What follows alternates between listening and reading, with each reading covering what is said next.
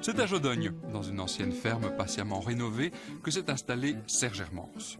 Sa profession, artisan ferronnier. Sa spécialité, les éléments de décoration pour le jardin.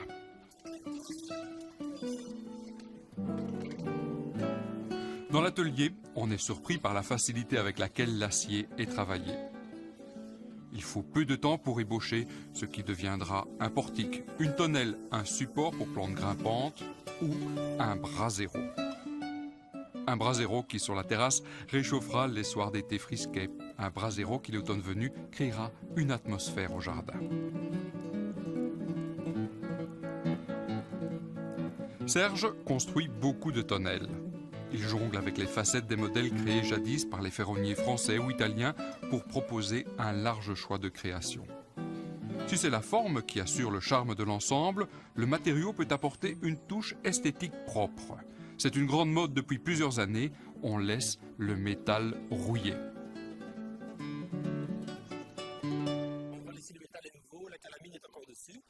Donc pour activer la rouille, ce qu'on peut faire, c'est appliquer soit à la brosse ou en pulvérisant donc un acide.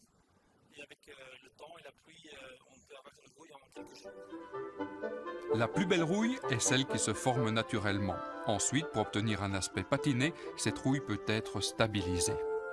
Si on peut appliquer un anti-rouille incolore dessus pour les protéger quelques années. Et l'entretien est très facile. Si la rouille revient, on applique à nouveau cet anti-rouille incolore pour lui redonner une protection à nouveau pour quelques années. Si on ne fixe pas la rouille, elle continue à s'attaquer au métal, le rongeant progressivement en profondeur. Ne risque-t-on pas de détruire à terme la tonnelle? Oui, bien sûr, mais l'épaisseur du métal assure une durée de vie d'au moins 20 ou 30 ans.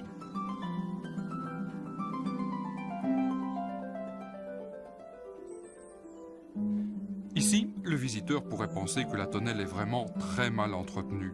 La peinture s'écaille et la rouille s'installe.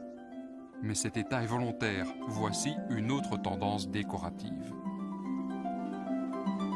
Il nous arrive de peindre nos structures et avec une couleur simple, sans anti-rouille, et puis de la laisser rouiller dans le jardin pour lui donner un aspect plus antique. La rouille, libre ou contrôlée, est en fait la solution de facilité par rapport à un travail d'entretien fastidieux. Une structure peinte doit être poncée et repeinte régulièrement, à moins d'opter dès la construction pour une protection de fond. Il faut alors faire sabler le matériel, le faire métalliser ou le faire galvaniser, et puis là-dessus appliquer une couleur, comme ça peut parfois doubler le prix de la structure. Une tonnelle en métal est-elle chère? Pour un modèle de 3 mètres sur 3, il faut un budget de 1 500 €. Mais l'acier se prête à bien des rêves en fonction des goûts du jardinier, en fonction de l'espace disponible. Les constructions peuvent prendre de l'ampleur et s'adapter à un projet précis. Mais il ne faudra pas oublier un budget pour les plantes grimpantes. On peut construire la tonnelle avec des végétaux, donc des lierres, des rosiers, des clématites, ce qu'on veut, mais ne pas la couvrir entièrement. Donc laisser une partie de la tonnelle visible, la partie métallique est jolie. Donc les volutes, s'il y en a, c'est bien d'en laisser, qu'on puisse les voir. La ferronnerie au jardin, c'est aussi les simples supports pour les clématites ou pour les rosiers. Ils ont l'avantage de passer beaucoup plus inaperçus que des constructions en bois où les montants doivent être plus larges pour offrir une résistance équivalente.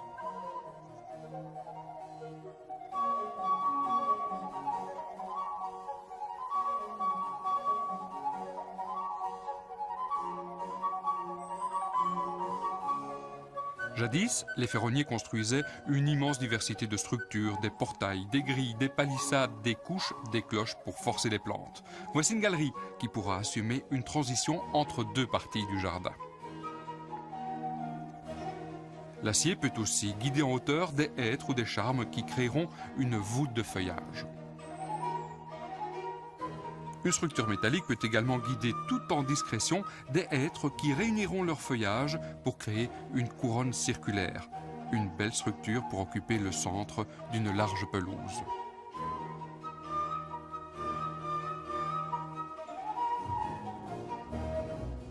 Jadis, dans les jardins, c'est en ferronnerie que les ponts étaient construits. Ceux de belle taille recevaient souvent une glycine.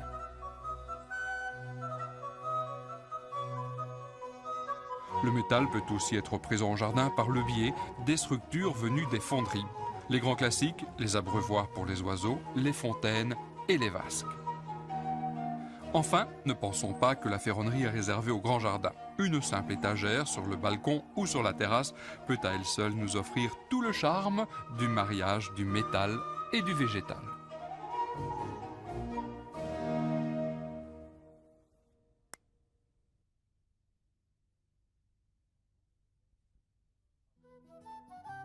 Avant que l'usage de l'aluminium ne s'impose, installer une serre au jardin était bien plus coûteux qu'aujourd'hui. Les structures en ferronnerie étaient construites artisanalement et devaient être protégées de la rouille par un entretien régulier. Voilà pourquoi les belles serres horticoles étaient surtout répandues dans les grandes propriétés. Les artisans ferronniers de jadis n'ont pas tous disparu. Quelques-uns perpétuent la tradition des serres en acier, restaurant les anciennes réalisations et en créant de nouvelles qui bénéficient des techniques modernes de protection du métal. Grenaillé, métallisé au zinc à 450 degrés, et puis nous appliquons dessus une peinture par poudre au four à 220 degrés. Donc l'acier définitivement ne rouille plus. Même les pas de vis et les carreaux sont zingués, donc dans ce niveau-là, il n'y a aucun problème d'apparition. Les vitres sont posées avec du silicone pour ne pas devoir buriner du mastic sec lorsqu'il faut remplacer un carreau, gare au coup dans la peinture. À ce moment-là, il faut un petit peu décasser la peinture et retrouver donc la métallisation primaire, le métal, et appliquer un petit peu de zingage à froid sous forme de bonbonne, tout ça dans toutes les bonnes quincailleries, et puis repeindre, bien sûr. Bon, là, il y a toujours un point un petit peu délicat à ce niveau-là, mais on peut garantir plus ou moins une protection de 10 ans dans le cas d'une réparation. Dans le cas d'un acier qui est protégé complètement sans coût, c'est garanti une cinquantaine d'années ou plus. Esthétiquement, l'acier offre plus de possibilités que l'aluminium. Les structures plus fines se galbent et se forgent.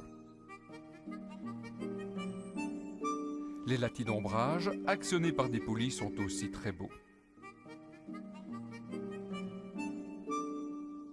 Si le toit est galbé, les vantaux d'aération doivent aussi être galbés.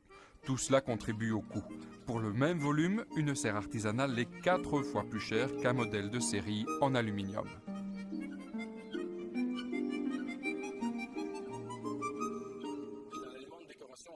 La plupart de nos clients utilisent leur serre plutôt pour rentrer des plantes en hiver, pour éventuellement venir prendre l'été et pour faire des petites boutures ou conserver quelques plantes de collection, etc. Rares sont nos clients qui cultivent des tomates, des choux ou des dans une serre pareille. Le principal débouché des serres en ferronnerie, ce sont les éléments adossés à la maison. On crée ainsi un jardin d'hiver et là, c'est moins cher qu'une véranda. Mais le choix d'une telle serre, c'est avant tout l'affaire d'un grand coup de cœur.